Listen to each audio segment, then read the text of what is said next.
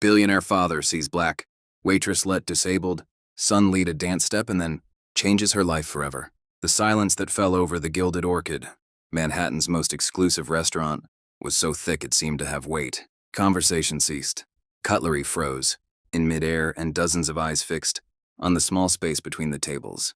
10-year-old Leo Vance was visibly shaking. His legs, trapped in metal braces, wavered as he reached out to Chloe Williams, the restaurant's only black waitress.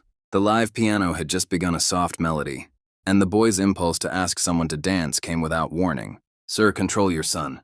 Manager Harrison's sharp voice cut through the silence. "That's inappropriate. This is not a dance hall, and our employees are not here to entertain children." Arthur Vance, owner of Vance Holdings and one of the richest men in the country, swallowed hard. It was the first time he had taken Leo out to dinner in public since the accident that had partially paralyzed his legs 2 years earlier, a mistake he would not repeat.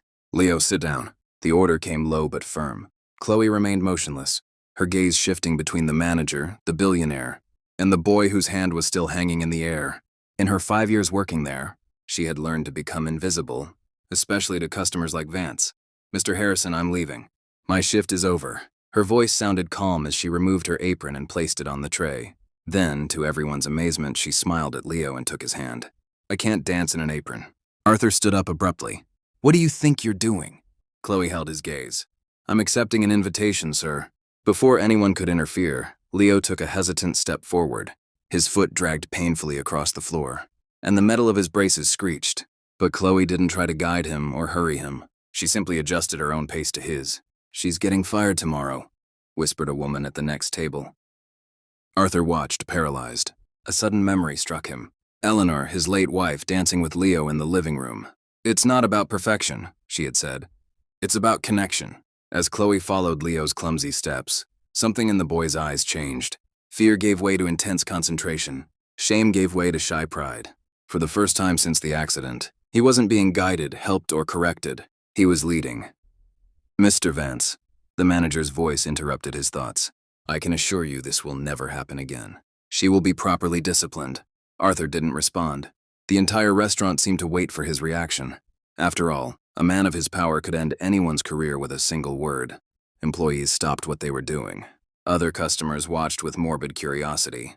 Leo's smile, however, was the only sound that echoed in his mind. Chloe led the boy back to the table after 3 dance steps. "Thank you for asking me out," she said formally, as if speaking to an adult. It was an honor. When she turned to leave, Arthur stopped her. "Wait." His voice sounded different, almost unrecognizable to himself. "What's your full name?" "Chloe Williams, sir." Arthur nodded slowly. "Chloe Williams," he repeated as if memorizing it. Then he took a card from inside his jacket and held it out to her. "My office. Tomorrow at 10 a.m. The entire restaurant held its breath. Chloe accepted the card without showing any emotion, but her hand trembled slightly. "Dad," Leo called as she walked away. "Why did you do that?" The question hung in the air like an accusation. Arthur watched his son, and for a brief moment saw not just the child Eleanor had left in his care, but a complete human being whose wants and needs he had systematically ignored for 2 years. As dinner proceeded in awkward silence, no one noticed Chloe's glance before she left, not out of fear or resignation, but out of a calm determination that contrasted with the storm brewing in Arthur Vance's eyes. If this story about dignity and transformation is already touching your heart, don't forget to subscribe to the channel to follow how a simple gesture of respect can spark a silent revolution capable of transforming lives forever. The lobby of Vance Tower sparkled with its glass and marble walls, reflecting the morning sunlight. Chloe Williams immediately felt out of place in her best outfit, a navy blue skirt and white blouse bought on sale. The people passing by her wore clothes that probably cost more than her monthly rent. "Chloe Williams to see Mr. Vance?" she said to the receptionist, who examined her with a clinical gaze before making a call. 18th floor, Miss Peterson will see you." In the elevator, Chloe took a deep breath, clutching her worn purse to her chest. It wasn't fear she felt. It was a quiet determination that came from having faced worse, much worse. Miss Peterson was a woman, in her 40s with a sharp gaze and impeccable posture. "Mr. Vance is in a conference call. Please follow me." As she walked through the mirrored hallways, Chloe felt the curious stares of the employees. A black woman being escorted through the executive offices, was a rare enough occurrence to cause speculation. He had you fired, didn't he? Peterson asked suddenly when they were alone in a waiting room. It happens. Powerful clients call and people like you lose their jobs. People like me. You know what I mean? Peterson adjusted her glasses. Employees who don't know their place. Chloe smiled, not amused. And where exactly would that be? Before Peterson could answer, her phone rang. He'll see you now. Arthur Vance's office took up half the floor. Through the floor-to-ceiling windows, Manhattan looked like a distant playground. The man stood, gazing out at the city as if it were his personal property. Mr. Vance, Chloe greeted him formally. Arthur turned, his face a mask of studied control. Miss Williams. Thank you for coming, he pointed to a chair, please. The silence that followed was calculated, a tactic Chloe recognized immediately. It was the kind of silence designed to make nervous people talk too much, incriminate themselves. Do you have a background? Arthur finally asked. Excuse me. Education, college. Chloe kept her gaze steady. Bachelor's degree in child development from NYU. Incomplete master's. Degree in special education. Something flashed across Arthur's face. Surprise, perhaps. And you work as a waitress. I work 3 jobs, actually. The restaurant, a bookstore on weekends, and as a tutor when I can get students. Arthur moved to her table, picking up a folder. I did some research on you, Miss Williams. I wanted to understand who the person was who, he hesitated, danced with my son. He opened the folder, revealing printed photos of a community center. Unbound Motion. You founded that 6 years ago. Chloe sat up straighter in her chair. I co-founded it with my sister Maya, a dance program for children with physical disabilities. Arthur leafed through some documents, which is now about to close due to lack of funding. Chloe showed no surprise. Of course, he would find all that out in less than 24 hours. I didn't come here to ask you for money, Mr. Vance. Then why did you come? Because you invited me. Arthur laughed softly, a joyless sound. Fair enough. He stood up again, restless. I want you to work for me. Chloe blinked, genuinely taken aback, as a waitress in your house. Arthur's face hardened, as a therapeutic companion for Leo. His son's name seemed difficult for him to say. Chloe noticed how his eyes momentarily drifted to a photo on the table. A smiling woman holding a baby. I have the best specialists in the country, Arthur continued. Physical therapists, neurologists, psychologists. But what you did yesterday? He paused as if the words betrayed him. It was just a dance, Mr. Vance. It was the first time I've seen him smile since the accident. The admission was painful. I don't want a dancer for my son. I want someone who can do what you did. Follow, not lead. Chloe studied the man in front of her. Beneath the facade of power and control, she saw what others might not. A desperate, lost father. I can pay you 5 times what you're making now. Chloe stood up. No. Arthur looked shocked, like someone unaccustomed to hearing that word. I don't work for people who see only my color or my social class before they see my competence, she explained calmly. And I definitely don't work for people who try to buy solutions to emotional problems. Arthur's face flushed. You're turning down an offer that would solve your financial problems out of pride. Out of dignity, Chloe corrected. And because your son deserves more than someone hired to pretend to care. She walked to the door, then paused. Leo doesn't need more experts. He needs space to lead his own life. You don't know my son. No, Chloe agreed. But I know people like him. People whose physical limitations are nothing compared to the invisible cages we build around them. She took a card from her purse and placed it on the table. Unbound Motion classes on Tuesdays and Thursdays, 400 p.m. If you'd like to bring Leo, the first class is free. As Chloe left, she passed Peterson, who had obviously been listening behind the door. You just turned down an offer from Arthur Vance, she whispered incredulously. Are you crazy? Chloe smiled. Maybe, but I'd rather be crazy than be property. The following Wednesday, Chloe was at the reception desk of the community center when Maya, her sister and co-founder of the project, came running up. There's a Bentley parked outside, she whispered, nervously adjusting her hijab. And you won't believe who's inside. Through the window, Chloe saw the luxurious car. Leo was in the back seat, looking anxiously out the window. Arthur remained in the driver's seat, his hands still on the steering wheel as if fighting an internal battle. He's not coming in, Maya predicted. Men like him don't come to places like this. Chloe smiled, remembering Leo's gaze during those brief moments of dancing. Don't underestimate the power of a determined son. As they watched, the car door opened. Leo got out slowly, adjusting his gadgets. Then, to everyone's surprise, Arthur got out too. The billionaire looked out of place in his casual pants and sweater, an obvious attempt to dress less formally. but still screaming privilege. I told you he'd come, Chloe murmured more to herself. Maya stared at her. What did you do? Chloe didn't answer, but her eyes sparkled with a secret that not even her sister fully knew. In her tiny apartment in the Bronx, hidden under her bed, was a notebook filled with notes about children like Leo and men like Arthur Vance. Years of observation, research, and a plan that had begun with a simple acceptance of an invitation to dance. What Arthur Vance didn't know, what he couldn't imagine in his world of glass towers and endless bank accounts, was that Chloe Williams wasn't just a waitress who had agreed to dance with his son. She was a woman with a mission, and his empire of isolation and privilege was about to face its greatest challenge. The simple truth that some of the greatest lessons in life cannot be bought. They must be lived. Unbound Motion operated out of an old community warehouse. Handmade posters decorated the walls with phrases like "your rhythm," "your rules," and "every move counts." When Arthur and Leo entered, children with various types of mobility devices practiced free movements to the sound of a light. "Beat Mr. Vance," Chloe approached, wearing simple clothes with the program logo, "Welcome, Leo." Watched the children in awe. A girl in a wheelchair spun in precise circles while a boy with a prosthetic leg created a sequence of steps. "It looks chaotic," Arthur commented, visibly uncomfortable.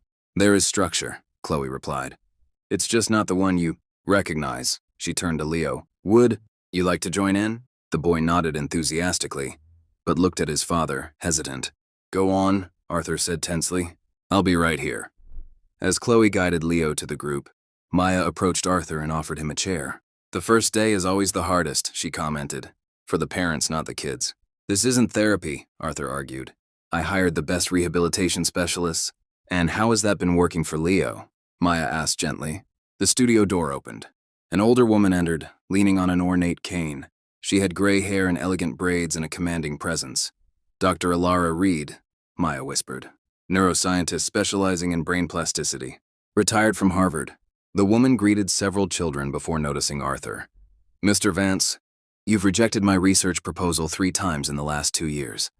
Dr. Reed, I didn't expect to see you here. I oversee the research program," she explained. "We're studying how non-directive approaches to movement affect neural reconfiguration in children with motor challenges." "Research," Arthur frowned. "I thought this was just a community dance class." Chloe returned, leaving Leo exploring movements with another child. Unbound Motion is a pilot motor rehabilitation program based on the theory of movement autonomy, she explained. "We integrate adaptive dance with neuroscientific principles." "Why do you work as a waitress if you lead a research program?" "Because we don't have adequate funding. Yet, and because people like you rejected us 3 times. The penny dropped.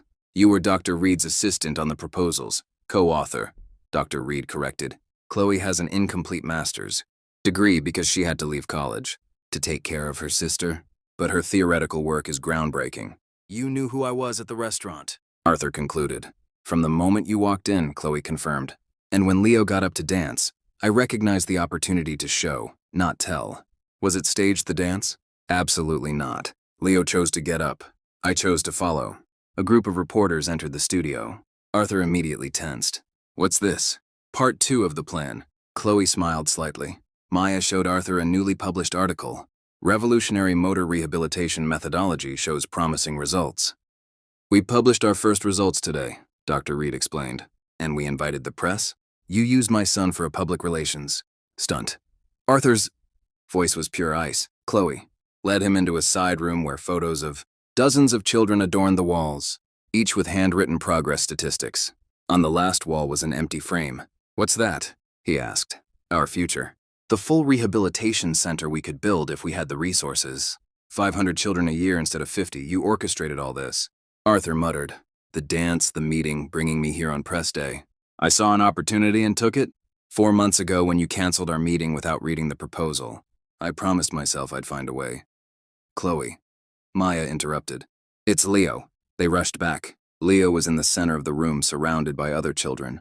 Someone had turned off the music and everyone watched in silence. The boy had removed one of his braces and was trying to balance on just one. "Support, Leo." Arthur started forward, but Chloe stopped him. "Wait," she whispered. "Watch." Leo took a deep breath, focused. Then, to everyone's amazement, especially his father's, he took a complete step without full support. It was small, shaky, but entirely his. The children cheered. Camera flashes went off. Arthur's face, usually composed and unreadable, was now exposed with unshed tears glistening in his eyes. "That's why we created Unbound Motion," Chloe said softly. "It's not about perfect steps. It's about first steps on your own." Arthur watched his son, not as a problem to be managed, but as a complete person discovering his own strength. "This could have been done without manipulating me," he said finally. "It could have been if you had answered our calls or read our proposals 3 times. The reporters noticed Arthur. A murmur grew as Leo, oblivious to the tension, continued practicing his new step with an expression of pure concentration. Arthur Vance was cornered. Before him lay 2 options: withdraw in anger, confirming to the press his reputation as cold and calculating, or embrace the moment his son had created. Between the power he had always wielded and the freedom his son needed, Arthur found himself in unfamiliar territory, one where neither his money nor his influence defined the next step. The man who controlled every aspect of his life now faced a choice that no amount of wealth could buy. His gaze shifted between his smiling son and the reporters waiting for his reaction. Humility was not a virtue in his vocabulary, but as he saw the transformation on Leo's face, something inside him began to break. The orchestra of power and privilege he was accustomed to now played a different tune, and he had to decide, would he continue conducting, or would he learn to follow? Arthur Vance faced the reporters waiting for his reaction. His son had just taken a step on his own in front of the cameras, and Chloe Williams had skillfully led him to this impossible moment. "Mr. Vance," a reporter approached, "could you comment on your presence at Unbound Motion today? Is it true that your foundation rejected funding this program 3 times? Arthur glanced at Leo, who was still practicing his new step, oblivious to the political tension. Then, to everyone's surprise, especially Chloe's, he smiled. "You know what's hardest for someone in my position?" Arthur addressed the reporter, but spoke loudly enough for everyone to hear, admitting, "When we're wrong." A stunned silence filled the room. "The Vance Foundation is pleased to announce a commitment to fully fund Unbound Motion for the next 5 years and to build a permanent rehabilitation center based on the methodology developed by Dr. Reed and Ms. Williams. Camera flashes exploded. Maya let out a cry of surprise. "On one condition," he added, watching Chloe tense up, "that Ms. Williams retain complete autonomy over the program and its methodology. No corporate interference." 3 months later, bulldozers were clearing the ground for the new Unbound Motion Rehabilitation Center. The project wasn't the most luxurious the Vance Foundation had ever funded, but it was the most innovative, with every space designed with direct input from the children and their families. Chloe supervised the construction frequently, but never alone. Leo showed up regularly, sometimes bringing other children with him. And to the staff's continued surprise, Arthur Vance also showed up, silently observing the progress. "I never thought you'd actually show up at board meetings," Chloe commented one afternoon as they reviewed the plans. "I never thought I'd have to study neuroplasticity at 50, Arthur replied, rubbing his tired eyes. In front of him was a scientific article marked with post-it notes. "But here we are." Chloe looked at the man curiously. "Is this part of your public penance, or do you really care?" "Leo asked to have his second brace removed last week." "I know," he told me. "His previous physical therapist said that would be impossible for at least 2 years. Chloe smiled. "But you fired her, remember? Because you told me she was wrong. And she was." Chloe pointed to a photo of Leo balancing with only one crutch. "He's progressing faster than any traditional medical prediction." "Why did you never accept my apology?" Arthur asked suddenly. "Because you never apologized. You redirected resources, changed policies, funded our program. That's not an apology, it's compensation." Arthur nodded slowly. "Fair again." At the opening ceremony 6 months later, the contrast with that night in the restaurant couldn't have been greater. The huge adaptive space was filled with children with various types of mobility devices, all moving freely. In the center of the main hall, Leo, now wearing only a lightweight brace on his left leg, led a small choreographed routine with 3 other children. His movements were still limited, but they flowed with a confidence no doctor had predicted. Arthur watched from a distance, not interfering. "He doesn't need you to hold him anymore," Chloe said, approaching quietly. "No," Arthur agreed, "but he still needs me to be around. Crucial difference." Arthur turned to face her. "Thank you," he said simply. "For what exactly?" "For teaching me to follow." A reporter approached. "Mr. Vance, how does it feel to see your son's progress?" Arthur looked at Leo, who is now helping a younger girl find her balance. "Proud, not of what he's overcome, but of what he's created for others." "And what's been the biggest lesson you've learned on this journey?" Arthur Vance, the man who had once been known only for his financial empire, looked directly into the camera. That true leaders aren't those who guide others down the path they believe is right, but those who have the courage to follow when someone shows them a better way. A year later, the Unbound Motion program expanded to 3 new cities. Chloe received the Pediatric Rehabilitation Innovation Award, and her methodology began to be implemented in hospitals across the country. Leo, now using only a light cane on difficult days, enrolled in regular school and became a youth spokesperson for the program, inspiring other children to find their own pace. And Arthur learned the hardest and most valuable lesson of all, that true power does not lie in controlling every move, but in knowing when it is time to take a step back and let others lead the way. In a world where powerful people rarely change their perspectives, and where those without power often remain in the shadows, the story of Arthur, Chloe, and Leo reminds us that true transformation occurs when we cross the invisible boundaries that separate us. When a billionaire learns from a waitress, when a father follows in his son's footsteps. If this story about how a simple gesture of dignity changed lives forever touched your heart, be sure to subscribe to our channel, because we believe that the most profound revolutions don't start with grand manifestos or billion-dollar fortunes. They start when someone has the courage to take an authentic first step and someone else has the wisdom to follow.